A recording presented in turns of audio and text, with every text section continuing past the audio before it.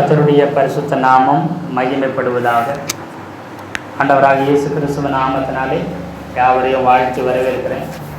இந்த நாளிலும் கூட உயிர்த்தெழுந்த ஞாயிற்றுக்கிழமையாக இருக்கிறபடியினால நாம் ஒரு வேத பகுதியை வாசித்து உயிர்த்தெழுதலை குறித்து, உயிர்த்தெழுந்த நாளில் நடந்த ஒரு சில சம்பவங்களை குறித்து நாம் தியானித்து அதில் அநேக சத்தியங்களை கற்றுக்கொள்ள ஏசப்பா நமக்கு உதவி செய்வாராக.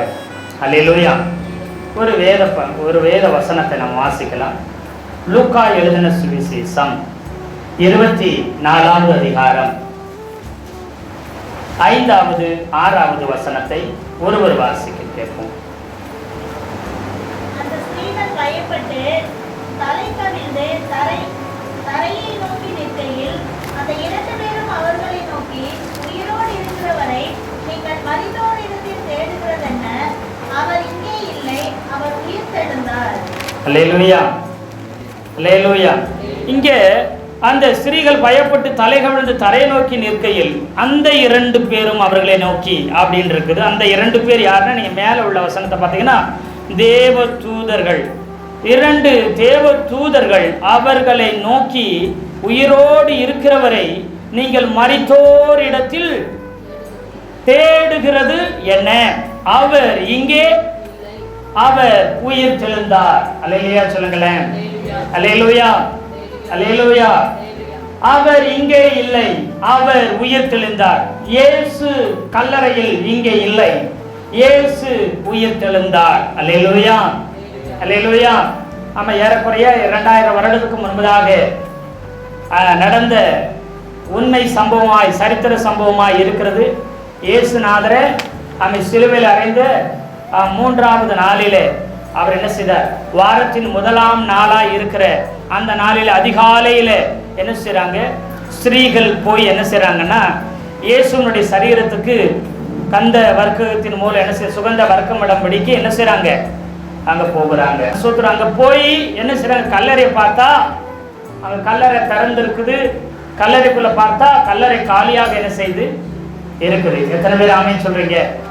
அல்லேலூயா, அல்லேலூயா. அப்ப இயேசுநாதருடைய சரீரம் அங்க காணல. இயேசுநாதர் சரீரம் காணாம போயிடுச்சு. இவ்வளவு பெரிய கல்லை யாரு உருட்டி தள்ளியிருப்பா? அவருடைய சரீரத்தை யாரு எடுத்துக்கொண்டு போயிருப்பா? இப்படி 1000 கேள்விகள் அவர்களுக்குள்ள வந்தது.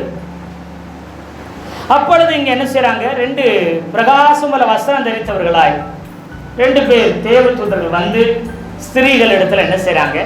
பேசுறாங்க. உயிரோடு இருக்கிறவரை போய் நீங்க மரித்தோர் இடத்தில் தேடுகிறது என்ன? உயிரோடு இருக்கிறவங்கள போய் நீங்க கல்லறையில தேடுறது என்ன அப்படின்னு சொல்லி என்ன செய்யறாங்க? அவங்க சொல்றாங்க, அவர் இங்கே இல்லை, அவர் உயிர் தெழுந்தார். அல்லேலூயா, அல்லேலூயா, அல்லேலூயா. கர்த்தருடைய பரிசுத்த நாமம் மகிமைப்படுவதாக. போன வருடத்துல உயிர் தெழுந்த ஞாயிறில் ஏன் இயேசுநாதர் ஏன் 3ஆம் நாள் உயிர் தெழுந்தார் என்று சொல்லி போன வருஷம் பிரசங்கத்தை நாம கேட்டிருப்போம். ஏன் 3ஆம் நாள் உயிர் தெழுந்தார் அப்படிங்கிற கேள்விக்கு, அப்படிங்கிற காரியத்துக்கு வேத வசனத்தின் அடிப்படையில் நம்ம ஆதியாகமம் 1லிருந்தே என்ன செய்தோம்? கற்றுக்கொண்டோம். அல்லையே சொல்லுங்களேன். எத்தனை பேருக்கு ஞாபகம் இருக்குன்னு தெரியல. ஆதியாகமம் 1வது அதிகாரத்திலிருந்து இயேசுவின் உயிர் தெழுதல் 1வது அதிகாரத்திலே இருக்குது. 3 என்றால் உயிர் தெழுதல் அப்படிங்கிறத குறித்து என்ன செய்தோம்? தெளிவாய் தியானிக்கும்படிக்கு இயேசுநாதர் உதவி செய்தார். அதே போல இந்த நாளிலும் கூட இந்த உயிர் தெழுதல் சம்பவத்தை குறித்து பார்க்கணும்னா ஒரு சில காரியத்தை நம்ம பார்க்க ஆதியாகம புஸ்தகத்தில் நம்ம ஒரு சில காரியங்களை பார்க்க போகிறோம். இங்கே 2 தேவ தூதர்கள் வந்தார்கள் இருக்குது. அது மாத்திரமல்ல, இன்னொரு வேத பகுதியை வாசிக்கலாம். யோவான் எழுதின சுவிசேஷம் 20வது அதிகாரம் 11வது வசனம் 12வது வசனத்தை வாசிக்கலாம். மரியாள் கல்லறையின் அருகே வெளியே நின்று அழுது கொண்டிருந்தாள். அப்படி அழுது கொண்டிருக்கையில் அவள் குனிந்து கல்லறைக்குள் பார்த்து இயேசுவின் சரீரம் வைக்கப்பட்ட இடத்திலே வெள்ளுடை தரித்தவர்களாய் தலைமாட்டில் ஒருவனும் கால்மாட்டில் ஒருவனுமாக ம். உட்கார்ந்து இருக்கிறதை உட்கார்ந்து இருக்கிறதை கண்டார். கண்டால். அல்லேலூயா சொல்லுங்களேன், அல்லேலூயா சொல்லுங்களேன். மார்க்குலையும் மத்தேயுலையும் ஒரு தேவதூதன் இருக்கிறதை போல அங்க சொல்லப்படுகிறது. ஆனால் லூக்காவிலும் யோவானிலும் 2 தேவதூதர்கள் அப்படிங்கிறது தெளிவாய் சொல்லப்பட்டிருக்கிறது. அல்லேலூயா சொல்லுங்களேன். கர்த்தருடைய நல்ல நாமம் மகிமைப்படுவதாக. இது ஏன் தலைமாட்டில் ஒருத்தரும் கால் மாட்டில் ஒருத்தர் நின்னாங்க, ஏன் 2 தேவதூதர்கள் வந்து இருந்தாங்க அப்படிங்கிறதெல்லாம், அது இயேசுனுடைய சரீரம் வைக்கப்பட்ட இடத்துல எங்க இருக்கிறாங்க, தலைமாட்டில் ஒருத்தரும் கால் மாட்டில் ஒருத்தர் இருந்தாங்களாம். ஏன் இருந்தாங்க, எதுக்கு இருந்தாங்க அப்படிங்கிறத குறித்து ஒரு சில காரியங்கள் அவர் தியானிக்க ஏசப்பா நமக்கு உதவி செய்வார். எல்லாம் கவனமாய் கவனிக்கும்படி அன்போடு கேட்குறேன். இது உங்கள் வாழ்க்கைக்கு மிகவும் பிரயோஜனமுள்ள சத்தியம் என்பதில் எந்தவித சந்தேகமும் இல்லை. எத்தனை பேர் ஆமென் சொல்றீங்க? ஆதியாகம புஸ்தகம் 3வது அதிகாரம் 22வது வசனத்திலிருந்து 24வது வசனத்து வரைக்கும் முதல் வாசிக்கலாம். பின்பு தேவனாகிய கர்த்தர் இதோ மனுஷன் நன்மை தீமை அறியத்தக்கவனாய் நம்மில் ஒருவரைப் போல் ஆனான். தன் கையை நீட்டி ஜீவ விருட்சத்தின் கனியையும் பறித்து என்றைக்கும் உயிரோடு இராதபடிக்கு செய்ய வேண்டும் என்று, அதாவது ஆதாம் ஏவாள் அவர்களை என்றைக்கும் உயிரோடு இராதபடி செய்யணும் அப்படின்னு திருத்துவ தேவன் என்ன செய்றாங்க, பேசிக்கிறாங்க.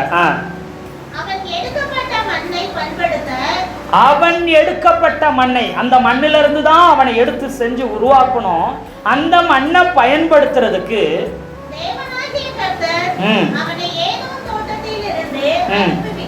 ஆமா பண்படுத்துறதுக்கு. ஏன்னா நீங்க பார்த்தீங்கன்னா தோட்டத்துக்குள்ள மண் எடுக்கல, ஆதாமை செய்யும் பொழுது தோட்டத்துக்கு வெளியிலேயே மண் எடுத்து செஞ்சு அவனை தோட்டத்திற்குள் கொண்டு வந்தார்னு வசனம் இருக்குது. அல்லேலூயா சொல்லுங்களேன், அல்லேலூயா. அப்போ தோட்டத்துக்குள்ள இல்ல, அவனை உருவாக்கி என்ன செய்தாராம், தோட்டத்துல வந்து வச்சான். பாருங்க 2:7 ஆதியாகமத்துல, தேவனாகிய கர்த்தர் மனுஷனை பூமியின் மண்ணினாலே உருவாக்கி ஜீவ சுவாசத்தை அவன் ஆசிலே ஊதினார். மனுஷன் ஜீவ ஆத்துமாவானான். 8வது வசனம்.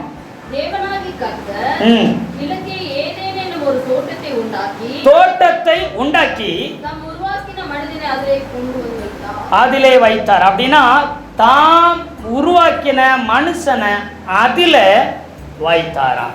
என்ன செய்யறாரா, முன்னாடியே மனுஷனை உருவாக்கிட்டாரு, அப்புறம் என்னத்தை உண்டாக்குறாரு, தோட்டத்தை உண்டாக்கினார். அல்லேலூயா.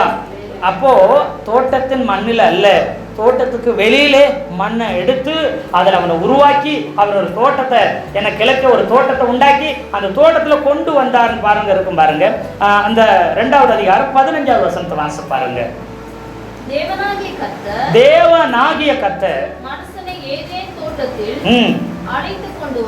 அழைத்து கொண்டு வந்தார். அப்படின்னா வெளியில மண் எடுத்து அவனை உருவாக்கி அவன் ஜீவ சுவாசத்தை அவன் நாசியில ஊதி அவனை என்ன உயிருள்ள மனிதனாக்கி என்ன செய்கிறார், கூப்பிட்டு கொண்டு வர்றார். எங்க தோட்டத்துக்கு அழைத்து கொண்டு வந்து அதை பண்படுத்தவும் காக்கவும் வைத்தார். அல்லேலூயா சொல்லுங்களேன், அல்லேலூயா. கர்த்தருடைய நல்ல நாமம் மகிமைப்படுவதாக. இப்போ அடுத்து தொடர்ந்து அந்த வசனத்தை வாசிக்கலாம். 3:24 வாசிக்கலாம். அவர் மனுஷனை துரத்தி விட்டு ஜீவ விருட்சத்துக்கு போகிற வழியை ஏதேன் தோட்டத்துக்கு கிழக்கே எருபீன்களையும் வீசிக் கொண்டிருக்கிற சுடரொளி பட்டயத்தையும் வைத்தார் அப்படின்னு இருக்குது. அல்லேலூயா சொல்லுங்களேன். இப்ப நீங்க நல்லா கவனிச்சு பாருங்க, இங்க என்ன சொல்லி இருக்குதுன்னா முதல்ல என்ன செய்யற, ஆதாமை ஆண்டவர் படைக்கிறார். முதல்ல ஆதியாகமம் 1ஆவது அதிகாரத்தில் வானத்தையும் பூமியையும் அதில் உள்ள சகலத்தையும் என்ன செய்றாரு, சிருஷ்டிக்கிறார். ஒழுங்கில்லாதவர்களை ஒழுங்காக்குகிறார். சூரியன் சந்திரன் நட்சத்திரத்தை என்ன செய்யற, படைக்கிறார். அப்புறம் என்ன செய்றாருன்னா, நீரில் வாழுகிற ஜீவ ஜந்துகளையும் பறவைகளையும் காட்டு மிருகங்கள் நாட்டு மிருகங்கள் ஊரும் பிராணிகள் எல்லாவற்றையும் உருவாக்கி முடித்து 6ஆம் நாளிலே என்ன செய்கிறார், மனுஷன் என்ன செய்கிறார், படைக்கிறார். அப்புறம் என்ன செய்றார், ஆதாமை உண்டாக்கி அப்புறம் என்ன செய்யறாரு, ஒரு தோட்டத்தை கிழக்கே ஒரு ஏதன் தோட்டத்தை உண்டாக்கி அங்க கொண்டு வந்து வைக்கிறாரு. வச்சுட்டு அப்புறம் இவன் தனிமையா இருக்கிறது நல்லது அல்லே என்று சொல்லி என்ன செய்கிறார்னு சொன்னீங்கன்னா, அவருக்கு விலா எலும்பை எடுத்து ஒரு மனுஷியாகிய ஏவாளை உண்டு பண்ணுகிறார். அவருக்கு ஒரு துணையை, அல்லேலூயா, துணையை உண்டு பண்ணிட்டு இந்த தோட்டத்தை பண்படுத்தணும் பாதுகாக்கணும்னு சொல்லி ஆதாமுட்ட முன்னமே என்ன செய்கிறார், அவர் சொல்லி என்ன செய்கிறார், இந்த தோட்டத்தை நீ பண்படுத்தணும், இந்த தோட்டத்தை நீ என்ன செய்யணும், பாதுகாக்கணும்னு சொல்லிட்டாரு. அப்புறம் என்ன செய்யறாங்க, தோட்டத்தில் இவங்க இருக்கிறாங்க. இருக்கும் பொழுது ஒரு நாள் பிசாசானவன் சர்ப்பத்தின் வடிவில வந்து என்ன செய்கிறான்னா, அவர்களை வஞ்சிக்கிறான், ஏமாத்துகிறான். யார, ஏவாளிடம். அல்லேலூயா. இந்த பழத்தை நீங்க சாப்பிடலாம். தோட்டத்தில் அநேக கனிகள் இருந்தாலும் தோட்டத்தின் நடுவில் 2 முக்கியமான மரத்தை ஆண்டவர் வச்சிருந்தார். அதுல ஒன்று ஜீவ விருட்சத்தின் கனி, இன்னொன்று நன்மை தீமை அறியத்தக்க விருட்சத்தின் கனி. 2 கனிகளையும் தோட்டத்தின் நடுவில் வைத்திருந்தார். அல்லேலூயா சொல்லுங்களேன். ஆமே, சூத்திரம். 2ஆவது அதிகாரத்தில் 9ஆவது வசனத்தில், தேவனாகிய கர்த்தர் பார்வைக்கு அழகும் புசிப்புக்கும் நலமான சகலவித விருட்சங்களையும் தோட்டத்தின் நடுவிலே ஜீவ விருட்சத்தையும் நன்மை தீமை அறியத்தக்க விருட்சத்தையும் பூமியிலிருந்து முளைக்க பண்ணினார் இருக்குது. அல்லேலூயா. அப்போ தோட்டத்தின் நடுவில் இந்த 2 மரங்கள் இருந்தது. எல்லா கனியும் என்ன செய்யலாம், சாப்பிடலாம். ஆனா நன்மை தீமை அறியத்தக்க விருட்சத்தின் கனியை மட்டும் நீ என்ன செய்யக்கூடாது. பாருங்க, அது 2ஆவது அதிகாரம் ஆதியாகமத்தில் 16 இருக்குது. தேவனாகிய கர்த்தர் மனுஷனை நோக்கி, நீ தோட்டத்தில் உள்ள சகல விருட்சத்தின் கனியையும் புசிக்கவே புசிக்கலாம், ஆனால் நன்மை தீமை அறியத்தக்க விருட்சத்தின் கனியை புசிக்க வேண்டாம், அதை புசிக்கும் நாளில் சாகவே சாவாயினாரு. எல்லா பழங்களையும் சாப்பிடு, இதுல ரொம்ப முக்கியம் எதையும் சாப்பிடு, ஜீவ விருட்சத்தின் கனி, தோட்டத்தின் நடுவில் இருக்கிற ஆமை சொல் ஜீவ விருட்சத்தின் கனி. அந்த கனியை சாப்பிட்டா என்ன வராது, மரணம் இல்லை. அல்லேலூயா. மரணமே இல்லாத அந்த கனியை நீ சாப்பிடு. ஆனா நன்மை தீமை வரத்தக்க கனியை மட்டும் நீ என்ன செய்யாத, விருட்சத்தின் கனியை சாப்பிடாத. இந்த ஒரே ஒரு கனியை மட்டும் நீ என்ன செய்யாத, சாப்பிடாத, மற்ற எல்லாவற்றையும் சாப்பிடுன்னு சொல்லியிருந்தார். செய்யின்னு சொல்றத நாம் என்ன செய்ய மாட்டோம், ஈஸியா. செய்யாதன்னு சொல்றத அந்த பார்சலை மட்டும் உழைச்சு பார்க்காத, மற்ற 10 பார்சல் நீ உழைச்சு பார்த்துக்கோ, சாப்பிட்டு எடுத்துக்கோ, உள்ளதை எடுத்துக்கோன்னு சொன்னா முதல்ல எதை போய் தான் எடுப்பாங்க, ஓப்பன் பண்ணி பார்க்காத, கவரை பிரிக்காதன்னு எதை சொன்னோமோ அதைத்தான் போய் முதல்ல என்ன செய்வோம். அப்படி சொல்லிட்டு அப்படி கொஞ்சம் வெளியில போயிட்டு வாங்க, அடுத்த நொடியே எதைத்தான் செய்வாங்க, அதான் செஞ்சிருப்பாங்க. அல்லேலூயா சொல்லுங்களேன். இவங்க கூட பேசாதீங்க, இங்க போகாதீங்க, இந்த காரியத்தை செய்யாதீங்கன்னு சொல்லி இருந்தா வேலையை அதைத்தான் என்ன செய்வோம், செஞ்சிருப்பாங்க. இங்க ஆதாம் எவளுக்கு எல்லா கனியும் சாப்பிடுங்கன்னு சொன்னாங்க. மெயினா தோட்டத்தின் நடுவில் இருக்கிற வாழ்வு தரும் ஜீவ விருட்சம், அந்த கனி சாப்பிட்டா சாவு இல்லை, உங்களுக்கு மரணமே இல்லாத வாழ்வு தருகிற ஜீவ விருட்சத்தின் கனியையும் சாப்பிடுங்கன்னு சொன்னா. அல்லேலூயா சொல்லுங்களேன். அதை மட்டும் என்ன செய்யல, சாப்பிடாம விட்டுருக்கிறாங்க. எதை சாப்பிடக்கூடாதுனாங்களோ அதை சாப்பிடுறாங்க. இப்போ சாப்பிட்டதுனால என்ன ஆகும், ஆகிய கீழ்ப்படியாமையினாலே பாவம் வந்தது. பாவத்தின் என்ன செய்யறாங்க, பாவம் செய்ததுக்கு தக்க நியாய தீர்ப்பு தண்டனை என்னவோ அந்த தீர்ப்பு ஆதியாகமம் 3ஆவது அதிகாரத்தில் சொல்லப்படுது. சொல்லி முடித்ததுக்கு அப்புறம்தான் கர்த்தர் திருத்துவ தேவன் தங்களுக்குள்ள பேசிக்கிறாங்க. என்ன பேசிக்கிறாங்க தெரியுமா, இவங்க நன்மை தீமை அறியத்தக்க கனியை, விருட்சத்தின் கனியை சாப்பிட்டுட்டாங்க.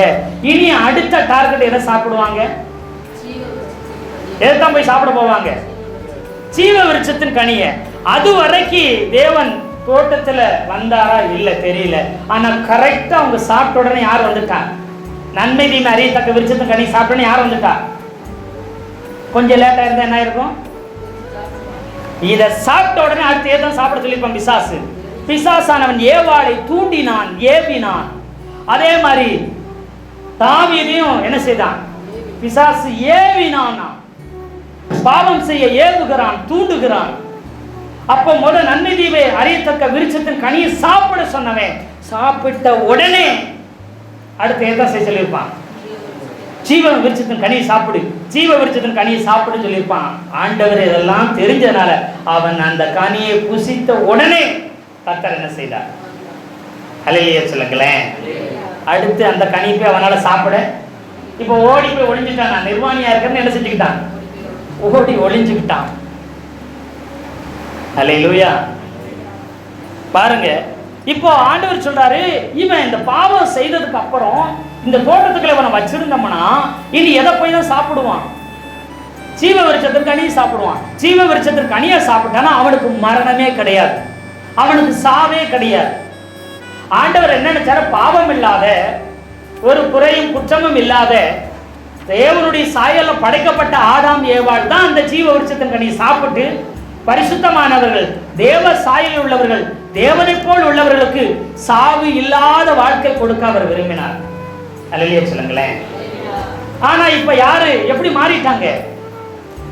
தேவ சாயலை இழந்தவர்களால், எல்லா தேவ மகிமை அற்றவர்களாய், எல்லாரும் பாவம் செய்து தேவ மகிமை அற்றவர்களாய் மாறினார்கள் என்று சொல்லி ரோமர்ல வசனம் சொல்லுது.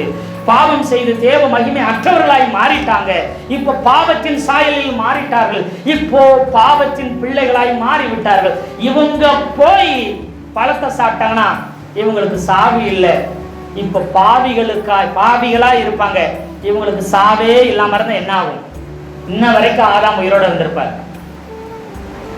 ஏவாள் உயிரோடு இருந்திருப்பான். இது யாரு? பாவம் செய்தவர்கள். பாவிகளுக்கு மரணம் இல்லாம இருந்தா எப்படி இருக்கும்?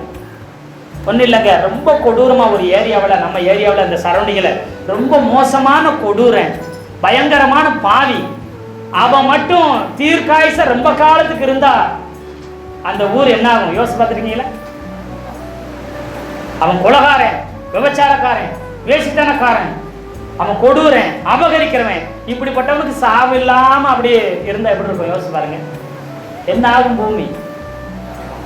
அவ்வளவுதான், இந்த பூமி அப்படி மாறிடும், நரகமாய் மாறிவிடும். இப்பாவம் செய்த இந்த பாவ மனிதர்கள் சாவில்லாம வாழ்ந்தா இந்த முழு பூமி என்ன ஆகும் யோசிச்சு பாருங்க. அதனால முதல் வேலையா இவங்களை என்ன செய்யணும்? தோட்டத்தை விட்டு துரத்தணும். இந்த ஜீவ விருட்சத்தின் கனியை சாப்பிட விடாதபடி இவங்களை என்ன செய்யணும்? தடுத்து இவங்களுக்கு சாவு வரணும். என்ன வர வைக்கணும்? சாவு வர வைக்கணும். இப்படி திரியேக தேவம் பேசிட்டு இருந்தா அந்த வசனத்தை படிச்சுன்னு உங்களுக்கு இப்ப என்ன தோணும்? யோசிச்சு பாருங்க. திரும்ப அந்த வசனத்தை வாசிக்கல. 3வது அதிகாரம் 22வது வசனத்தை வாசிங்க. பின்பு தேவனாகிய கர்த்தர்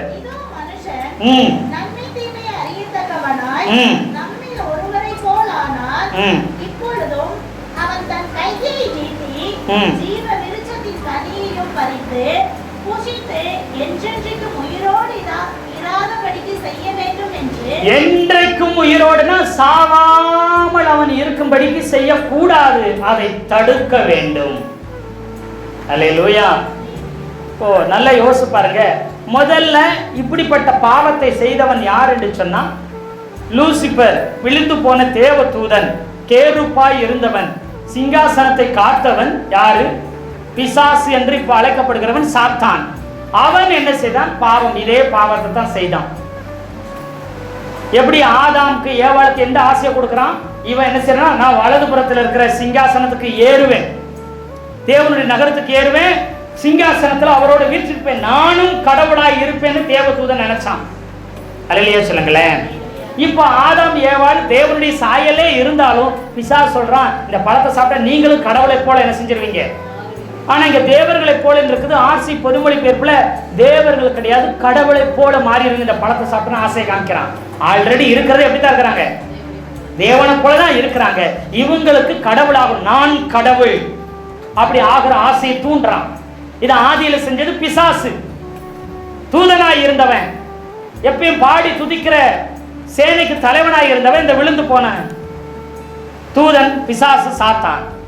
இவன் இந்த பெருமை கொண்டு இவனும் கடவுளாக நினைத்து பிசாசாய் மாறி போய்விட்டான். இப்ப ஆதாம் ஏவாளுக்கு அந்த அப்படிப்பட்ட எண்ணத்தை கொடுக்கிறான். அல்லேலூயா சொல்லுங்களேன். இவங்களும் நாங்களும் கடவுளை போல மாறணும் அப்படி சொல்லி என்ன செய்யறாங்க, ஆல்ரெடி இருக்கிறாங்க, ஆனா அறியாமல் அதை என்ன செய்யறாங்க, சாப்பிடுறாங்க. அல்லேலூயா. இப்ப அதே பாவத்தை செஞ்ச சாத்தானையும் அவன் சேனையும் கர்த்தர் என்ன செய்தாரு, அதுல பாதாளத்தில் அவனை தள்ளி விட்டாரு. ஆமாவா இல்லையா? இப்ப அதே பாவத்தை செஞ்ச ஆதாம் ஏவாளையும் அதுல பாதாளத்தில் என்ன செய்யணும், தள்ளி விட வேணும் மனு குலத்தை அப்படின்னு நினைச்சான். இவர் தோட்டத்தை விட்டு தள்ளி வைத்தார். அல்லேலூயா. ஆனா நீங்க தேவ தூதருக்கு மரணம் இல்லை, சாத்தானுக்கும் அவன் சேனைக்கு என்ன கிடையாது.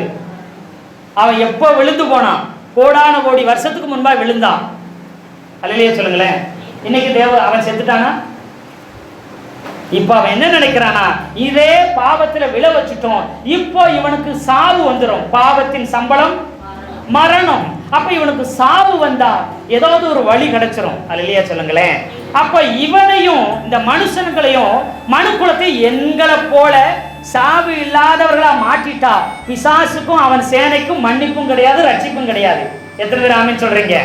அவனுக்கு பாவம் மன்னிப்பு உண்டா? அவனுக்கு ரட்சிப்பு உண்டா? அவனுக்கு மன்னிப்பு உண்டா? கிடையாது. அல்லேலூயா சொல்லுங்களேன்.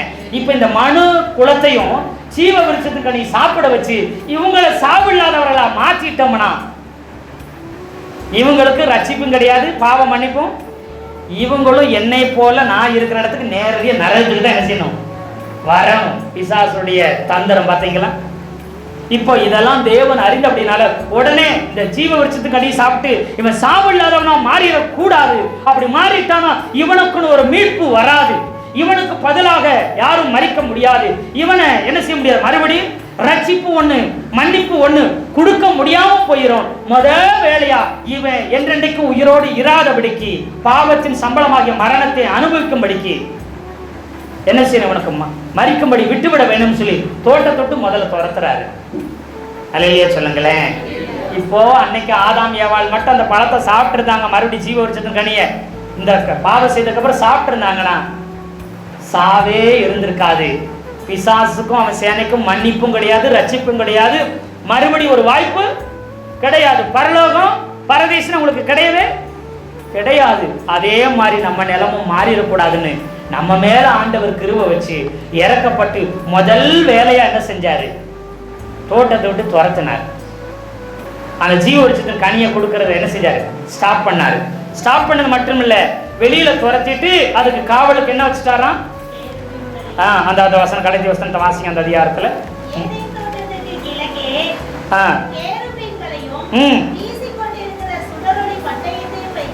அந்த ஜீவ விருட்சத்தின் கனியை அவங்க பறிச்சு புசிக்க கூடாதபடி, ஏதேன் தோட்டத்துக்குள்ள போய்விடாதபடிக்கு என்னத்தை வச்சாரு, கேருபீன்களையும் வீசிக்கொண்டிருக்கிற சுடரொளி பட்டயத்தையும் வச்சுட்டார். இப்போ வெளியில துரத்திட்டாரு. யோசிச்சு பாருங்க, அப்ப எப்படி இருந்திருக்கும்? ஐயோ, இந்த ஜீவ விருட்சத்தின் கனியை முன்னாடியே நாம சாப்பிட்டு கூடாதா, முன்னாடியே சாப்பிட்டு நமக்கு இந்த நிலைமை வந்திருக்காதே அப்படின்னு ஒண்ணு யோசிச்சிருக்கலாம். இப்ப என்ன கெட்டு போச்சு, இப்பயாவது எப்படியாச்சும் முயற்சி செஞ்சு என்ன செஞ்சிடலாம், அந்த பழத்தை போய் என்ன செஞ்சிடலாம், சாப்பிட்டுலான்னு அவங்க ஆசைப்பட்டிருப்பாங்க. ஆமாவா இல்லையா? ஏன் காவல் வச்சாரு? எதுக்கு? ஏதாவது ஒரு இடத்துக்கோ காவல் வைக்கிறாங்க. அதிக காவல் ஏன் இருக்குன்னா அங்க அத்துமீறல் என்ன செய்யும், வரும்னு அர்த்தம். துணிகரமா யாரும் என்ன செய்ய போறாங்க, செயல்பட போறாங்கன்னு அர்த்தம். அதனாலதான் அதுக்கு பாதுகாப்பு தேவை. எந்த அத்துமீறலும் இல்லாத அசம்பாவிதம் நடக்காத இடத்துல காவல் தேவையா? தேவையே கிடையாது. அல்லேலூயா சொல்லுங்களேன். அல்லேலூயா.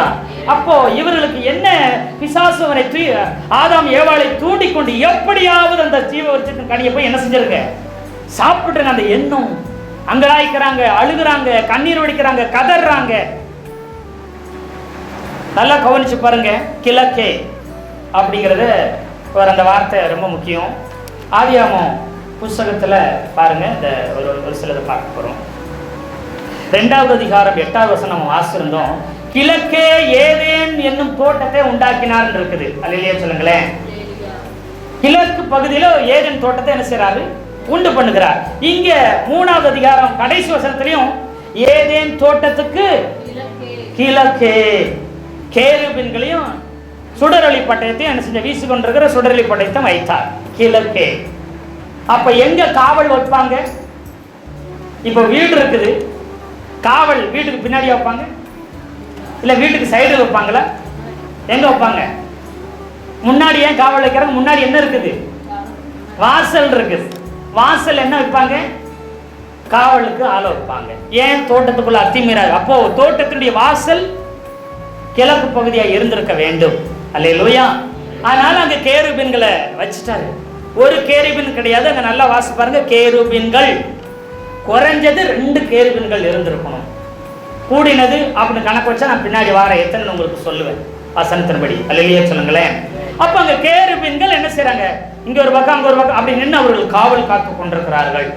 நடுவுல வீசி கொண்டிருக்க சுடரொளி பட்டயம் சொன்னா அது அக்கினி போன்று இருக்கும், அது பட்டயம் போன்ற உருவில் இருக்கும். அது என்ன செய்யணும்? சுழன்று கொண்டே இருக்கும். 4 பக்கமும் சுழன்றுகள் இருக்கும். இது நடுவில் இருக்கும். 2 கேருபீன்களுக்கு நடுவில் இது இருந்தது. அக்கினி போன்ற, அக்கினியிலே ஒரு பட்டயம் செஞ்சா எப்படி இருக்கும், அந்த மாதிரி அக்கினியில ஒரு பட்டயம் இருக்குது. அந்த பட்டயம் கேருபீன்களுக்கு நடுவில் நிக்குது. அது சுழலும். 4 திசையிலும் சொல்லலாம். ஏன்னா இவங்க கிழக்கு பக்கமா வந்து அது கிழக்கு பக்கத்துல வந்து என்ன செய்யும்? அவங்க மேற்கு பக்கம் போனாங்கன்னா தெற்கு வந்தா வடக்கு பக்கம் போனா அப்ப 4 திசை சுழன்று சுழன்று வந்து அந்த தோட்டத்தை என்ன செஞ்சிருச்சு? பாதுகாத்தவர்கள் உள்ளே வரவிடாதபடி தடுத்து கொண்டிருந்தது. இப்போ என்ன நடக்கும் யோசிச்சு பாருங்க.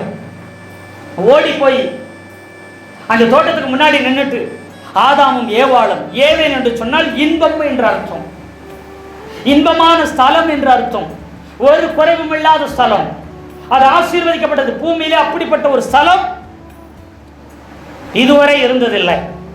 அல்லேலூயா சொல்லுங்களேன். அப்படிப்பட்ட ஒரு இடத்துல இருந்தவங்க ஒன்றும் இல்லைங்க, ஒரு ஊட்டி கொடைக்கானல் இல்லைன்னா ஒரு செழிப்பான ஏரியா, நல்ல வளமை உள்ள செழிப்பான இடத்துல உள்ளவங்க கொஞ்சம் அப்படி வெயிலான இடத்துல கொஞ்சம் வறட்சியான இடத்துக்குள்ள வந்தா அடிக்கடி அவங்க எதை நினைச்சு பார்ப்பாங்க சொல்லுங்க பார்க்கலாம்? எதை நினைச்சு பார்ப்பாங்க?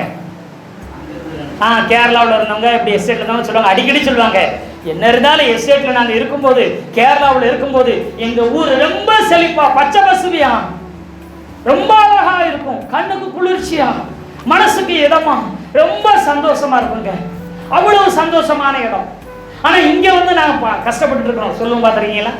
என்னைக்காவது ஒரு நிச்சயம் எங்க ஊருக்கு போயிடுவோம், அந்த இடத்துக்கு போனோம், அங்க இருந்தா தாங்க சந்தோஷம். அப்படி ஒரு சாதாரண ஒரு செழுமையா இருக்கிற இடத்துக்கே அப்படின்னா ஒரு குறைவும் இல்லாத இன்பமான ஸ்தலம். அந்த ஸ்தலத்திலிருந்து அவங்க வெளியில வந்துட்டாங்கன்னா ஒவ்வொரு நாளும் எங்க வந்து நின்றுருப்பாங்க? ஏதேன் தோட்டத்துக்கு முன்னாடி வந்து என்ன செஞ்சிருப்பாங்க? நின்றுட்டு அழுதுருப்பாங்க, கதறி இருப்பாங்க, கண்ணீர் வடிச்சிருப்பாங்க. அது அக்கினி வடிவில் உருவம் இல்லாததாய் பிரகாசித்து கொண்டு இருக்குது. அத அந்த வீசுகிற சுடரொளி பட்டயத்தை என்னன்னு அவங்க கண்ணு தெரியல. இப்ப கண்ணுக்கு யார் தான் தெரியுறா? கேருபீன்கள் மட்டும்தான் தெரியும் அவங்க கண்ணுக்கு. அல்லேலூயா சொல்லுங்களேன். அல்லேலூயா. இந்த கேருபீன்களை குறித்து நான் அந்த வசனத்தை பார்க்கும்போது அடுத்து எங்க கேருபீனை குறித்து வசனம் இருக்குன்னு சொல்லி நான் தேடி பார்க்கும் பொழுது யாத்திராகம புஸ்தகம் 25வது அதிகாரம் 17-18 வாசிங்க. பசும் பொன்னினாலே கிருபாசனத்தை பண்ணுவாயாக. 2 அடி முழ நீளமும் 1 முழ அகலமுமாய் இருக்க கடவது. பொன்னினால் 2 கேருபீன்களை செய்வாயாக. பொன்னை தகடாய் அடித்து அவைகளை செய்து கிருபாசனத்தின் 2 ஓரங்களிலும் வைப்பாயாக. கிருபாசனத்தின் 2 ஓரங்களில் எதை வைப்பாயாக? கேருபீன்களை வைப்பாயாக. அப்படின்னா எத்தனை கேருபீன்கள் இருக்குதான்? 2 கேருபீன்கள் உடன்படிக்கை பெட்டியில மகா பரிசுத்த ஸ்தலத்துல உடன்படிக்கையின் ஓரங்களில இருக்கிறது. அல்லேலூயா சொல்லுங்களேன். அல்லேலூயா. கர்த்தருடைய பரிசுத்த நாமம் மகிமைப்படுவதாக. இப்போ உடன்படிக்கை பெட்டி நான் உங்களுக்கு இந்த வருஷ காலாண்டு கொடுத்துருந்தேன். அதுல முதல்ல என்ன இருந்துச்சு? என்ன இருந்துச்சு? உடன்படிக்கை பெட்டி இருந்தது. அந்த உடன்படிக்கை பெட்டியில என்ன இருந்தது? கேருபீன்கள் இருந்தது. அல்லேலூயா சொல்லுங்களேன். அல்லேலூயா. இப்ப உடன்படிக்கை பெட்டி இருக்குது. அந்த உடன்படிக்கை பெட்டியின் இருபுறத்திலும் இரு கேருபீன்கள் இருந்தது. அதே போலதான் ஏதேன் தோட்டத்திலும் இரு கேருபீன்களுக்கு இருந்தது. நடுவுல வீசி கொண்டிருக்கிற சுடர் ஒளி பட்டயம் என்ன செய்தது இருந்தது. அல்லேலூயா சொல்லுங்களேன், அல்லேலூயா சொல்லுங்களேன். இந்த பிக்சர் உங்களுக்கு எத்தனை பேருக்கு தெரியுதுன்னு தெரியல, தெரியுங்களா? சூத்திரம். உடன்படிக்கை பெட்டி, இந்த உடன்படிக்கை பெட்டி நடுவில் என்ன செய்யுது? மேல இரண்டு கேருபீன்கள் இருக்குது. அந்த காலாண்டர்ல பாத்தீங்கன்னா இருக்கும். ஏன்னா அந்த பிக்சர் நீங்க பாத்தீங்கன்னா உங்களுக்கு புரியும். உடன்படிக்கை பெட்டி, அந்த பெட்டிக்கு மேல மூடி, அந்த மூடியின் ரெண்டு ஓரத்தில் என்ன செய்யும்? என்ன செய்யுதுன்னா கேருபீன்கள், இரு கேருபீன்கள் இருக்கும். இதான் உடன்படிக்கை பெட்டி. உடன்படிக்கை பெட்டி ரெண்டு ஓரங்களில, வலது இடது புறத்துல என்ன செய்ய, ரெண்டு கேருபீன்கள் ரெண்டு தன்னுடைய சிறகுகளை விரித்து ஒரு கேருபீனோடு இன்னொரு கேருபீனுடைய இறகு ஒட்டும்படி மூடிக்கொண்டு தலை கவிழ்ந்து எதை பார்த்துக்கிட்டு இருக்குது? உடன்படிக்கை பெட்டி இல்ல, உடன்படிக்கை பெட்டிக்கு மேல இருக்கிற கிருபாசன மூடிய பார்த்து அமர்ந்திருக்கும். இதுதான் கேருபீன்கள். இந்த இரு கேருபீன்கள் தான் ஏதேன் தோட்டத்துல இருபுறமும் நின்றது. மத்தியில என்ன செஞ்சு வீசுகிற சுடரொளி பட்டயம் நின்றுச்சு. அல்லேலூயா சொல்லுங்களேன். இது எப்பயுமே தன்னுடைய ஒருவருடைய முகத்தை ஒருவர் கூட பார்க்கல, எப்பயும் கவிழ்ந்து எதை பார்த்து கொண்டிருக்கிறது? கிருபாசனத்தையே பார்க்கிறது. கிருபாசனம் என்பது கிருபையின் ஆசனம். கிருபையும் சத்தியம் நிறைந்தவராய் இயேசு கிறிஸ்து மாம்சத்தில் என்ன செய்தாராம்? வெளிப்பட்டார். அப்ப கிருபையின் ஆசனம் என்பது இயேசுநாதருக்கு அடையாளமா இருக்கிறது. அல்லேலூயா சொல்லுங்களேன், அல்லேலூயா. அப்போ என்ன செய்யுதுன்னா கிருபாசனத்தை அது பார்த்து கொண்டிருக்குது. இங்க கேருபீனுடைய வேலை என்னன்னு கேட்டீங்கன்னா, இந்த கேருபீன் என்ன செய்யணும்னா அந்த வீசுகிற சுடரொளி பட்டயத்தை மட்டும்தான் பார்க்கும். இங்கிட்ட ஒரு கேருபீன், இங்கிட்ட ஒரு கேருபீன் வீசுகிற சுடரொளி பட்டயத்தை மட்டுமே பார்த்து கொண்டிருக்கும். வேற எதையும் திரும்பி என்ன செய்யாது? பார்க்காது. அல்லேலூயா.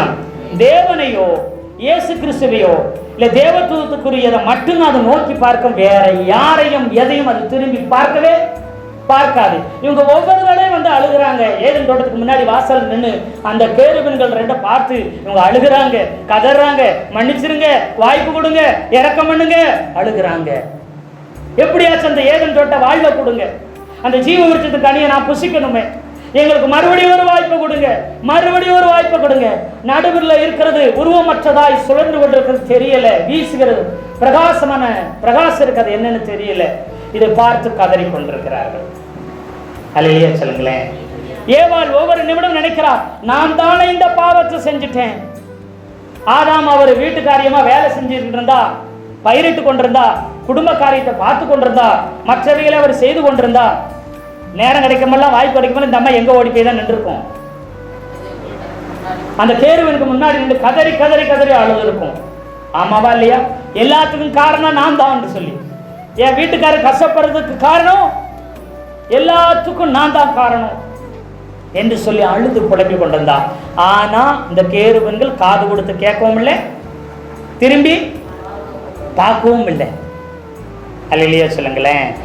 இப்போ இந்த கேருபீன் வந்து உடன்படிக்கை பெட்டியில் மாத்திரம் இருக்குமா அப்படின்னா, ஆமா, உருவமாய் உடன்படிக்கை பெட்டியில் மாத்திரம் இருக்கும். அத்தோடு இல்லாமல் இது திரைச்சீலையிலையும் இதை என்ன செய்து இருக்குது. அல்லேலூயா சொல்லுங்களேன்.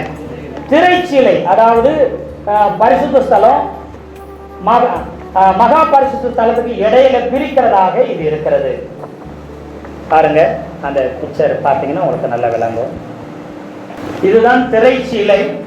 இந்த திரைச்சீலையில இருக்கும் கீழ் பக்கமா திரைச்சீலை, அதுல கேருபீன்கள் என்ன செய்யும்? ஜோடி ஜோடாய் இருக்கும் திரைச்சீலை. இங்க இருக்கு பாருங்க, திரைச்சீலை அதாவது பரிசுத்த ஸ்தலம், மகா பரிசுத்த ஸ்தலம். நீங்க உட்கார்ந்து இருக்கிறது பரிசுத்த ஸ்தலம், நான் நிக்கிறது மகா பரிசுத்த ஸ்தலம். இந்த ரெண்டு இடத்தை பிரிக்கிறதுக்கு திரைச்சீலை என்ன ஒண்ணு போட்டிருப்பாங்க. அந்த திரைச்சீலை இந்த கேருபீன்களுடைய உருவம் போட்டிருக்கும். அது இங்க டிஃபரெண்ட் காமிச்சிருப்பாங்க, அங்க பிரிக்கிறதாய் காமிச்சிருப்பாங்க, இங்க காமிச்சிருப்பாங்க பிரிக்கிறதா. அல்லேலூயா சொல்லுங்களேன். இப்போ இங்க என்ன செய்யுது, கேருபீன்கள் படம் அதுல என்ன செய்யுதுன்னா அந்த திரைச்சீலையில இருக்குது. அது மாத்திரம் இல்ல, இன்னொரு இடத்துலயும் இருக்குது. எங்கேன்னு கேட்டீங்கன்னா உட்புறமாய் மூடுகிற திரைச்சீலையில இருக்குது பாத்தீங்களா? மொத்தம் 10 மூடுதிரைகளை ஒன்னா இணைச்சிருப்பாங்க. அந்த 10 மூடுதிரையில இந்த பக்கம் அந்த பக்கமாக 2 ஜோடி ஜோடா என்ன செய்யும் இருக்குது. அல்லேலூயா சொல்லுங்களேன். ஆமா, இந்த இது இணைக்கப்பட்டு மேல என்ன செஞ்சுக்கிறாங்க, மூடி வச்சிருக்கிறாங்க. முதல் மூடுதிரை, மொத்தம் 4 மூடுதிரை இருக்குது ஆசரிப்பு கூடாரத்துல. முதல் மூடுதிரை இது என்ன செய்வாங்க, போட்டுருப்பாங்க. இப்படி 3 இடங்களில இருக்குது. உடன்படிக்கை பெட்டி மேல உருவமாய் இருக்கிறது, திரைச்சீலையில் என்ன செய்யுது இருக்குது, அப்புறம் முதல் மூடுதிரையா இருக்கிற அதுல இருக்குது. அல்லேலூயா. இதை 4 நூலால என்ன செய்யும், இளநீல நூல், ரத்தாம்பர நூல், சிவப்பு நூல், மெல்லிய பஞ்சு நூல், இந்த 4 நூலை வச்சு திரிச்சு தான் இந்த துணி என்ன செஞ்சிருக்கிறாங்க, செய்திருக்காங்க. 4 வர்ணம் அந்த இதுல இருக்கும். அல்லேலூயா சொல்லுங்களேன். இதெல்லாம் ஏன் சொல்லுகிறேன்னா, இதெல்லாம் நீங்க தெரிஞ்சுக்கிறணும். வர நாட்களுக்கு அதற்கு சித்தமான ஆசரிப்பு கூடாரத்தை குறித்து விளக்கமாய் டீச் பண்ண ஏசப்பா நமக்கு உதவி செய்வாராக. அல்லேலூயா. இப்போ இந்த இடத்துல என்ன செய்யுதுன்னா கேருபீன்கள் இருக்குது. இப்போ பார்த்து பார்த்து பார்த்து அழுது கதறி கொண்டிருக்கிறாங்க, புலம்பி கொண்டிருக்கிறாங்க. அல்லேலூயா, அல்லேலூயா. ஆனா ஒரு இரக்கமும் கிடைக்கல, மன்னிப்பும் கிடைக்கல. சங்கீதம் இது இப்போ அதுக்கு முன்பதாக யாத்ராம புஸ்தகம் 26, 31, 33 திரைச்சிலை பரிசுத்த ஸ்தலத்துக்கும் மகா பரிசுத்த ஸ்தலத்துக்கும் இடையே உள்ள திரைச்சிலையில கேருபீன்கள் அது உண்டு பண்ணப்பட்டிருக்குங்கிறதுக்கு அது வசனமும். யாத்ராகம புஸ்தகம் 26 1-3 வரைக்கும் உள்ள மூடுதிரை முழு அந்த ஆசரி கூடாரத்தை பரிசுத்த ஸ்தலத்தையும் மகா பரிசுத்த ஸ்தலத்தையும் மூடுகிற அதுல உள்ள கேருபீன்கள் இருக்கும் என்கிற அந்த வசனத்தை குறித்துக் கொள்ளலாம். அல்லேலூயா. ஆமை சோத்திரம். இப்பொழுதும் என்னாகம புஸ்தகம் 7வது அதிகாரம் 89வது வசனத்தில் ஒருவர் வாசிக்கலாம். மோசே தேவனோடே பேசும்படி ஆசரிப்பு கூடாரத்துக்குள் பிரவேசிக்கும் போது, அதாவது தேவனுடைய சத்தம், அதாவது உடன்படிக்கை பெட்டியின் மேலுள்ள கிருபாசனமான 2 கேருபீன் இருக்கு பாத்தீங்களா, சட்டையை மூடி அதனுடைய நடுவுல இருந்து கர்த்தர் பேசினார் ஆசரிப்பு கூடாரத்துல. அல்லேலூயா சொல்லுங்களேன். அந்த நடுவுல இருந்து என்ன செய்வாராம், பேசுவாராம். அங்க இருந்து தான் கர்த்தர் பேசினார் பழைய ஏற்பாட்டுல.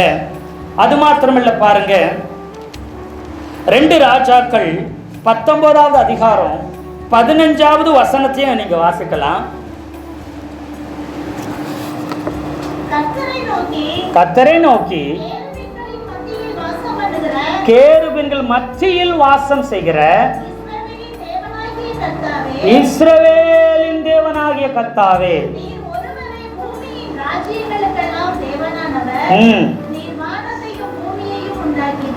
நீர் வானத்தையும் பூமியும் உண்டாக்கினீர். அப்படின்னா அவர் கேருபீன்கள் மத்தியில வாசம் பண்ணுகிற தெய்வம். அல்லேலூயா சொல்லுங்களேன். உடன்படிக்கை, அதாவது ஆசரிப்பு கூடாரத்துல உடன்படிக்கை பெட்டியின் மேல் மூடியா இருக்கிற கிருபாசனத்துல கேருபீன்களுக்கு நடுவுல இருக்கிற அதன் மத்தியில் வாசம் செய்து அங்கு இருந்து பேசுகிற தேவனாய் அவர் இருந்தார் பழைய ஏற்பாட்டு காலத்துல. அல்லேலூயா. அது மாத்திரமல்ல, சங்கீதம் 18:10 வாசிக்கும்படி அன்போடு கேட்கிறேன்.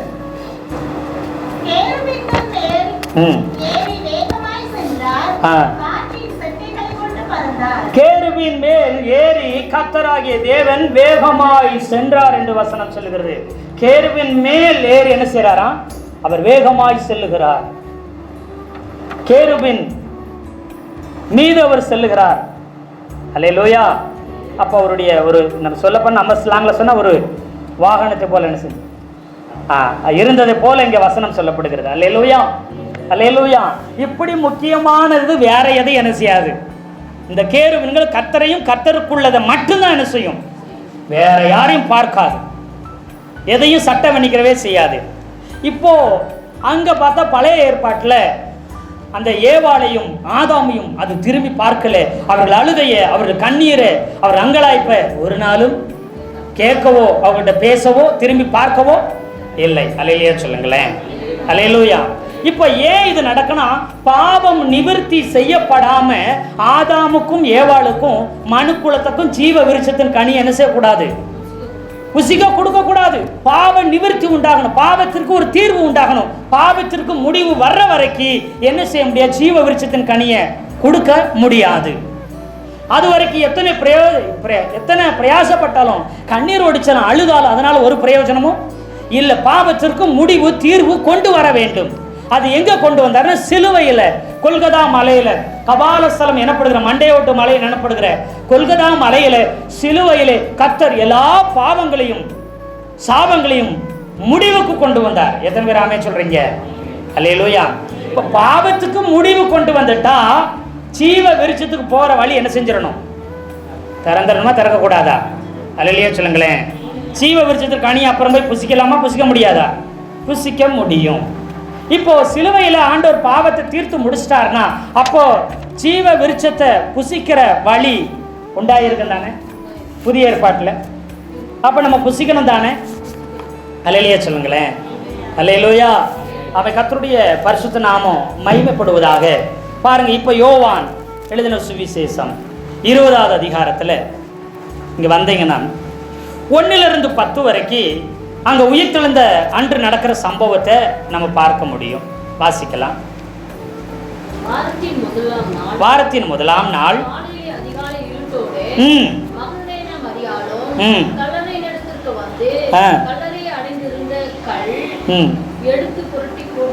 கல்லறை அடைச்சிருந்த கல்லு எடுத்து புரட்டி போட்டிருக்கத என்ன செஞ்சாங்க? கண்டார்.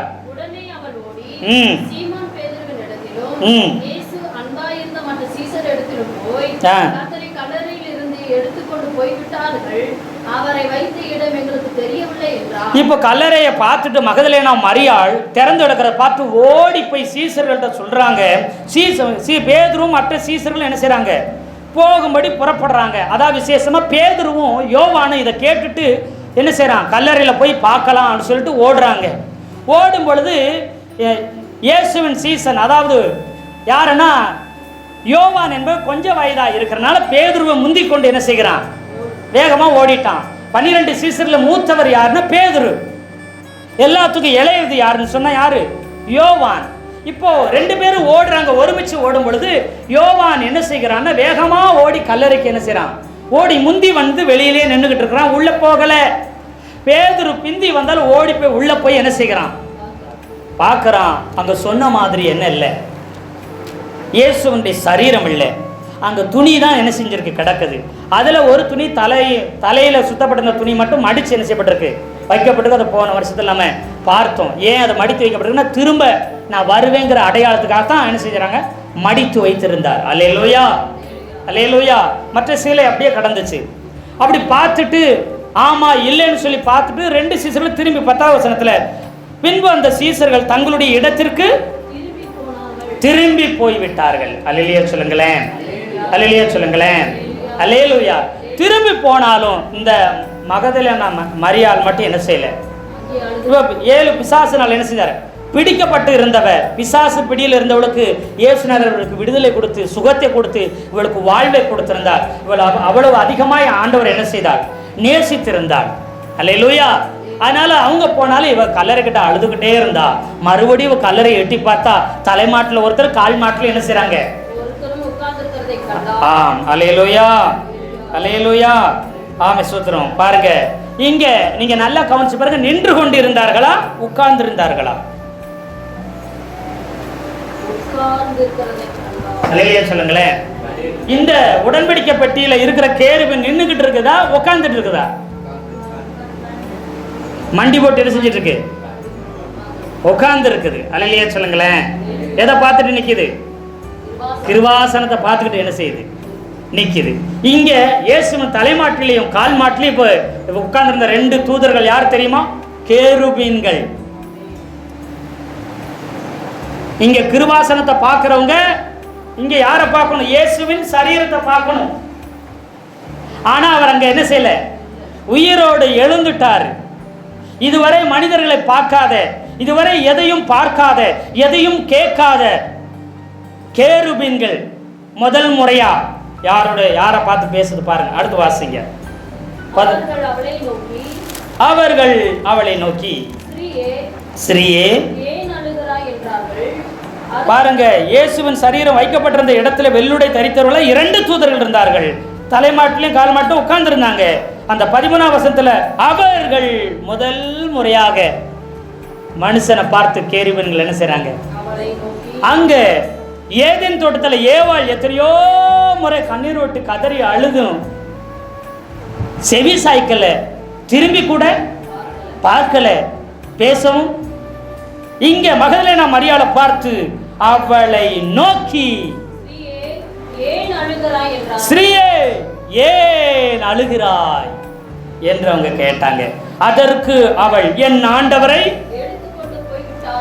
அவரை வைத்த இடம் எனக்கு ஏன் இந்த கேருபீன்கள் மரியாளை திரும்பி பார்த்தார் என்று சொன்னா, ஏன் திரும்பி பார்த்தார்கள் என்று சொன்னா, பாவத்திற்கு ஒரு தீர்வு முடிவு வந்துருச்சு. அதை விட ரொம்ப முக்கியம், ஏன் திரும்பி பார்த்ததுன்னா 14ஆம் வசனத்தை வாசிங்க. இவைகளை சொல்லி பின்னாக திரும்பி இயேசு நிற்கிறதை கண்டாள். இப்போ மரியாளுக்கு பின்னாடி யார் நின்னுகிட்டு இருக்கிறா? அது வரைக்கும் யாரை பார்க்கல? மரியாளை பார்க்கல. எது? கேருபீன்கள். அப்படி அப்படி இருக்குது. இப்போ உயிர்த்தெழுந்த இயேசு யாருக்கு பின்னாடி நின்று இருக்கிறாரு? மரியாளுக்கு பின்னாடி. இப்ப திரும்பி இயேசுவை பார்க்கணும், யாரை பார்த்து தான் பின்னாடி பார்க்கணும்? மரியாளை பார்க்கணும். அல்லேலூயா சொல்லுங்களேன். எப்பவும் இயேசுவை கேருபீனை, அதாவது கிருபாசனத்தை வீசிய சுடரொளி பட்டயத்தை தேவனை மாத்திரம் நோக்கி பார்த்தப்ப திரும்பி பார்க்குது. இயேசுநாதரை திரும்பி பார்க்கும்போது யார் முன்னாடி நிற்கிறது? மரியாள் முன்னாடி என்ன அழுது கொண்டிருக்கா? ஏன் அழுதுகிட்டு இருக்கிற அப்படி கேள்வி கேட்குது. இனி நீ அழ வேண்டிய அவசியமே. ஏதேன் தோட்டத்தில் அழுத மனுக்குலமே, உன் அழுகைக்கு முடிவு உண்டாயிருச்சு, உன் பாவத்துக்கு முடிவு உண்டாயிருச்சு, உன் சாபத்துக்கு முடிவு உண்டாயிருச்சு, உன் வியாதி வேதனைக்கு முடிவு உண்டாயிருச்சு. இனி நீ ஏன் அழுது கொண்டிருக்கிறாய்னு திரும்பி சொல்லுச்சு. இதே வார்த்தை தான் இயேசுநாதர் திரும்ப கேட்கிறார். 15ஆவது வசனம். இயேசு அவளை பார்த்து, ஸ்ரீயே ஏன் அழுகிறாய், யாரை தேடுகிறாய் என்று சொல்லி அங்க கேட்கிறார். அல்லேலூயா சொல்லுங்களேன். அல்லேலூயா. இன்னைக்கு நாம இயேசுநாதர் அங்க இங்க எங்கேயோ என்ன செய்யறோம்? இன்னைக்கு கிறிஸ்தவர்களும் கூட புண்ணிய ஸ்தலங்கள்னு சொல்லி அநேக இடங்களை தேடி ஓடுகிறோம். இயேசு அங்க எனக்கு சுகம், இயேசு இங்க எனக்கு விடுதலை, இயேசு இங்க எனக்கு ஆசீர்வாதம், இயேசு அப்படி எனக்கு. அவர் எங்க இருந்தாரு? இயேசுநாதர் மரித்த இடத்துல போய் நின்றுட்டு இருந்துச்சு. சிலுவையில் அறையிற இடத்த போய் பார்த்துட்டு இருக்கிறோம். அவர் பிறந்த இடத்த போய் பார்த்துட்டு இருக்கிறாங்க நிறைய பேர் டூரு. அவர் மூழ்கி எந்திரிச்ச யோர்தான் நதியை போய் பார்த்து முங்கிக்கிட்டு இருக்கிறாங்க. புண்ணிய பூமின்னு அங்கே இருந்த மண்ணையும் அங்கே இருக்கிற மரம் செடி கொடிகள கிளைகளையும் எதையோ ஒன்று வாங்கிட்டு வர்றாங்க. அங்கே போய் ஞானசானம் எடுத்தா தான் எனக்கு எல்லாம் நினைக்கிறாங்க. ஆமாவா இல்லையா? எங்கேயோ ஓடி போய் அங்கதான் இயேசு இருக்கிறார் நினைக்கிறாங்க. இந்த மகதலேனா மரியாளை போல அன்னைக்கு ஜீவ விருட்சத்தின் கனியை சாப்பிடுவோம், ஏதேன் தோட்டத்துக்குள்ள போகவும் அவர்கள் தேடி தேடி தேடி தேடி ஓடினார்கள். ஆமாவா? இன்னைக்கு இப்ப இவங்க தேடி போக வேண்டியதில்லை, அவரே தேடி வந்திருந்தார். இவங்க கேருபீன்களை தேடி ஓடுனாங்க. இப்ப கேருபீன்கள் அல்லேலூயா சொல்லுங்களேன். இயேசுநாதரை தேடி எங்கே தேவனை தேடி அலைந்தார்கள். இப்போ தேவன் அல்லேலூயா சொல்லுங்களேன். யாரை தேடுகிற? ஏன் தேடி அலைகிற? நான் எங்க இருக்கிறேன்? உன்னோடு கூட இருக்கிறேன். அல்லேலூயா. நான் உனக்குள்ள இருக்கிறேன், நான் உன்னை சுற்றிலும் இருக்கிறேன், உன்னோடே இருக்கிறேன். அல்லேலூயா சொல்லுங்களேன் அப்படின்னு அவர் சொல்லுகிறார். இப்போ திரும்பி பார்க்குறாங்க. இப்போ ஜீவ விருட்சத்தின் வழி திறந்துருச்சு. இப்போ ஜீவ விருட்சத்தின் கனியை நாம புசிக்கணும். அல்லேலூயா சொல்லுங்களேன். அல்லேலூயா. அப்போ சரிங்க, பாவத்துக்கு தீர்வு உண்டு பண்ணிட்டாரு. இப்போ ஜீவ விருட்சத்தின் கனி, சாவில்லாத, சாப்பிட்டா சாவு வராத ஜீவ விருட்சத்தின் கனியை புசிக்கணும். பாது திறந்துருச்சு. நாங்கள் அந்த மரத்தை எங்கே தேட? நீங்கள் மரத்தை தேடி ஓட வேண்டியதில்லை. அந்த ஜீவ விருட்சமும் அந்த விருட்சத்தின் கனியா இயேசுநாதர் இருக்கிறார். அல்லேலூயா. அது நம்மளை தேடி என்ன செஞ்சிருக்கிறாரு. எத்தனை பேர் ஆமீன் சொல்றீங்க? அல்லேலூயா. ஆமா, சோத்திரம். பாருங்க இங்கே சொல்லியிருக்கு பாருங்க, ஆதியாகமம் 3ஆவது அதிகாரத்தில்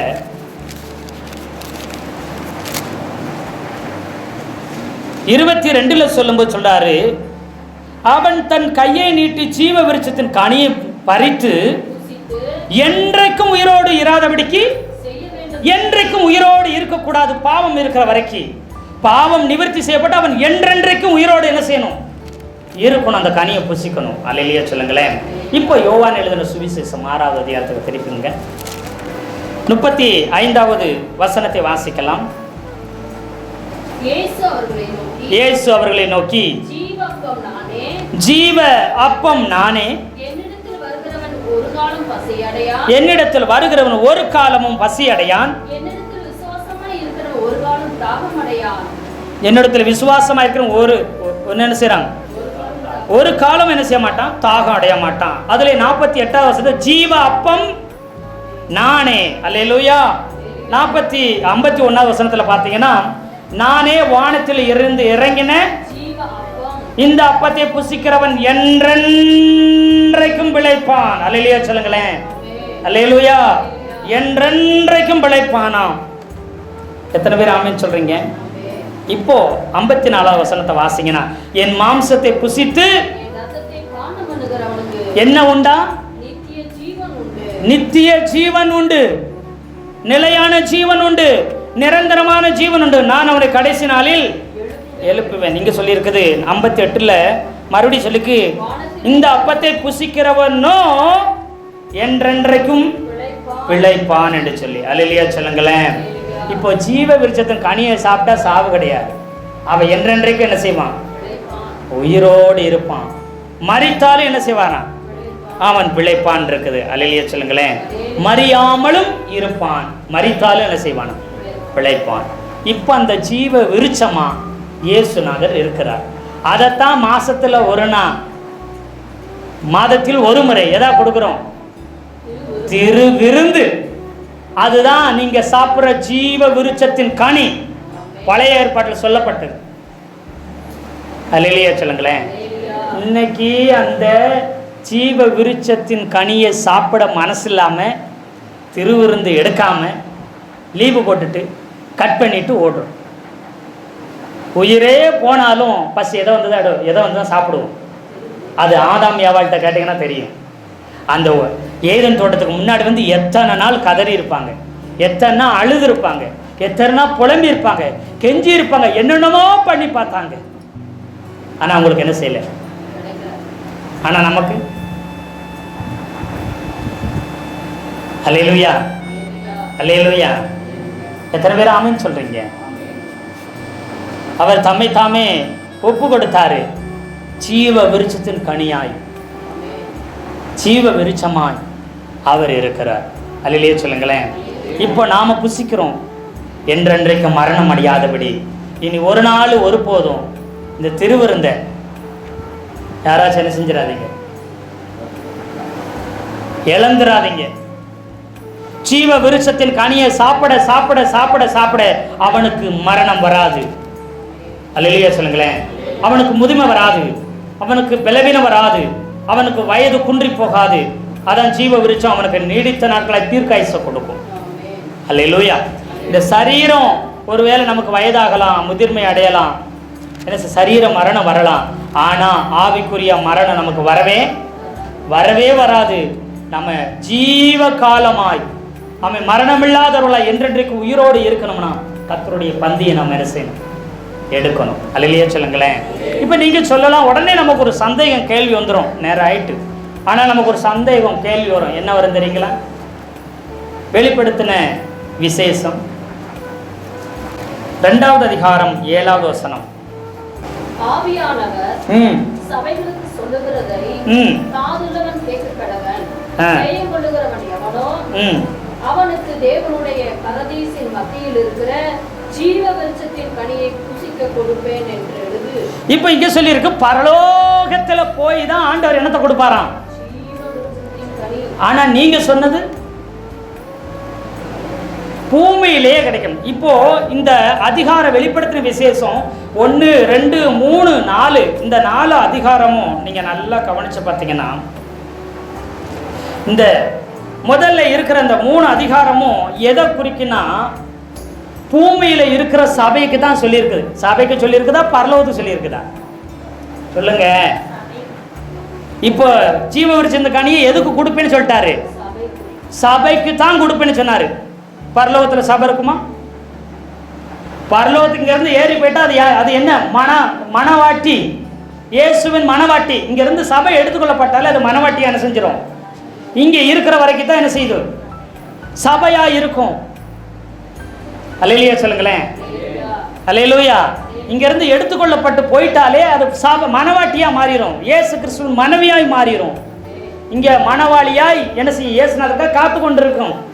அப்போ இங்க எழுதுறது சபைக்கு, பூமியில் இருக்கிற சபைக்கு என்ன செய்ய சொன்னாரு? எழுத சொன்னாரு. பூமியில் இருக்கிற சபைக்கு தான் நான் ஜீவ விருட்சத்தின் கனி என்ன செய்வேன். இன்னைக்கு திருவிருந்து யாருக்குங்க? அல்லேலூயா சொல்லுங்களேன். எல்லாத்துக்கும் கொடுத்துறாங்களா? எல்லாத்துக்கும் கொடுத்துடலாமா? யாருக்கு தான் கொடுப்போம்? மணவாட்டியாகிய சபைக்கு மாத்திரம். அல்லேலூயா சொல்லுங்களேன். அல்லேலூயா சொல்லுங்களேன். எத்தனை பேர் ஆமென் சொல்றீங்க? அதனாலதான் சபைக்கு கர்த்தருடைய பந்தி கொடுக்கப்படுகிறது. அது ஜீவ விருட்சத்தின் கனியின் அடையாளமாய் இருக்கிறது. அதை புசிக்கிறவன் நித்திய ஜீவன் உண்டு. எத்தனை பேர் ஆமென் சொல்றீங்க? அதனாலதான் சரீரத்தையும் ரத்தத்தையும் இயேசுநாதர் உயிரோடு எழுந்து போனப்போ எதை கொடுத்துட்டு போயிட்டாரு? அவருடைய சரீரத்தையும் அவருடைய ரத்தத்தையும் என்ன செஞ்சுட்டாரு? இங்க கொடுத்துட்டு போயிட்டாரு. அப்பமா ரசமா கொடுத்துட்டு போயிட்டாரு நமக்கு. எத்தனை பேர் ஆமென் சொல்றீங்க? அல்லேலூயா சொல்லுங்களேன். ஜீவ விருட்சத்தின் கனியை புசிக்க கொடுப்பேன் அன்னைக்கு எழுதினாரு, கொடுத்துட்டாரு. எத்தனை பேர் ஆமென் சொல்றீங்க? அல்லேலூயா. உடனே நம்மளுக்கு இன்னும் சந்தேகம் வந்துடும். ஜெயங்கொள்ளுகிறவன் எவனோ அவனுக்கு தான் என்ன செய்வேன்? நமக்கு என்ன வந்துடும்? ஜெயங்கொள்ளுகிறவனுக்கு தான் என்ன கிடைக்குமா? ஜீவ விருட்சத்தின் கனி கிடைக்கும். அப்போ நாங்க ஜெயம் கொண்டுட்டோமா அப்படின்னு கேட்டா, இந்த வெளிப்படுத்தின விசேஷம் எழுதுனது யாருன்னா யோவான் எழுதினார். இப்ப அவர்கிட்ட தான் போய் கேட்கணும். அவர் எழுதின நிருபத்தை திருப்பிக்குங்க. 1 யோவான் 2வது அதிகாரம் 13, 14 வசனத்தை குறிச்சுக்குங்க. ஒருத்தர் வாசிக்கலாமா? 13 மட்டும் வாசிக்கலாம். பிதாக்களே ஆதி முதலாய் இருக்கிறவரை நீங்கள் அறிந்திருக்கிறதினால் உங்களுக்கு எழுதுகிறேன். வாலிபரே பொல்லாங்கனை நீங்கள் ஜெயித்ததினால் உங்களுக்கு எழுதுகிறேன். வாலிபரே நீங்க பொல்லாங்கனை ஜெயித்ததினால் உங்களுக்கு என்ன செய்கிறேன்? எழுதுகிறேன். கீழே பார்த்தீங்கன்னா மறுபடியும் அதன் சரி, நீங்க பொல்லாங்கனை ஜெயித்ததினால் உங்களுக்கு எழுதியிருக்கிறேன். அப்ப எழுதியிருக்கிறேன் அப்படிங்கிறது எழுதுகிறேன், எழுதி இருக்கிறேன்னு வருது. இப்போ இவர்கள் பொல்லாங்கனை பிசாசு என்ன செஞ்சுட்டாங்களா? ஜெயிச்சுட்டாங்க. இன்னும் தெளிவா சொல்லணும்னா 1 யோவான் 5வது அதிகாரம் 4, 5 வசனத்தை வாசிக்கலாம். தேவனால் பிறக்கிறது எல்லாம் உலகத்தை ஜெயிக்கும். நம்முடைய விசுவாசமே உலகத்தை ஜெயிக்கிற ஜெயம். அடுத்து இயேசுவானவர்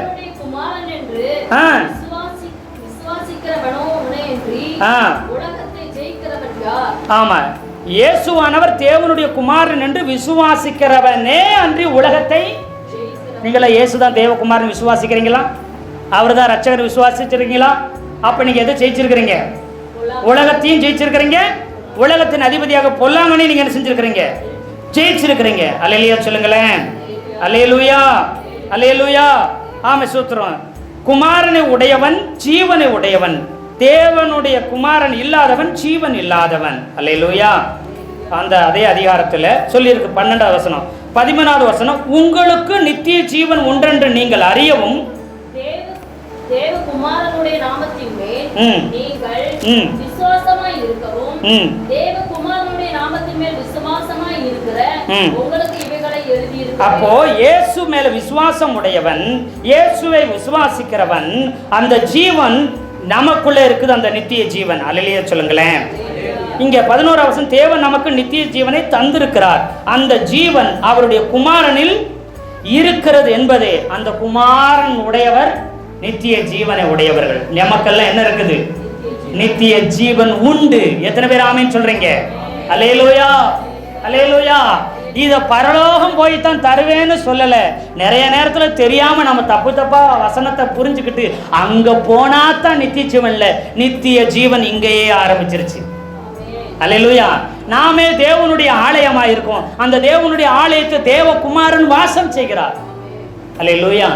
அந்த திருவிருந்துக்கு வாசிக்கும் போது யோவான் 6 பாத்தீங்கன்னா, பிதா என்னில் நிலைத்திருக்கிறது போல நான் உங்களை என்ன செஞ்சிருக்கிறேன்? நிலைத்திருக்கிறேன், உங்களுக்குள்ள இருக்கிறேன் என்று சொல்லுகிறார். அல்லேலூயா. அப்ப இயேசுநாதர் உடைய ஒவ்வொருவரும் ரட்சிக்கப்பட்ட நமக்குள்ள என்ன செய்யுது? நித்திய ஜீவன் உண்டு. ஒவ்வொரு மாதமும் நாம் என்ன செய்யறோம்? எதை புசிக்கிறோம்? இதை சாப்பிட்டா சாபம் வந்துடும், பாவம் வந்துடும், வியாதி வந்துடும், சாவு வந்துடும் அப்படின்னு பயந்து சாப்பிட வேண்டியது இல்லை. ஜீவ விருட்சத்திற்கு கனி கொடுத்தா யாராச்சும் பயந்து சாப்பிடுவீங்களா? அல்லேலூயா சொல்லுங்களேன், அல்லேலூயா சொல்லுங்களேன். அதை ஆப்சென்ட் ஆகிறாதீங்க, அதை மிஸ் பண்ணிடாதீங்க. என்ன காரியம் ஆனாலும் முதற்கு எதுதான்? திருவிருந்து. அல்லேலூயா. அதற்கு நீங்க முக்கியத்துவம் கொடுங்க. கர்த்தர் இந்த வார்த்தையில கொண்டு நாம் ஒவ்வொருவரையும் ஆசீர்வதிப்பாராக. ஆமேன், ஆமேன், ஆமேன்.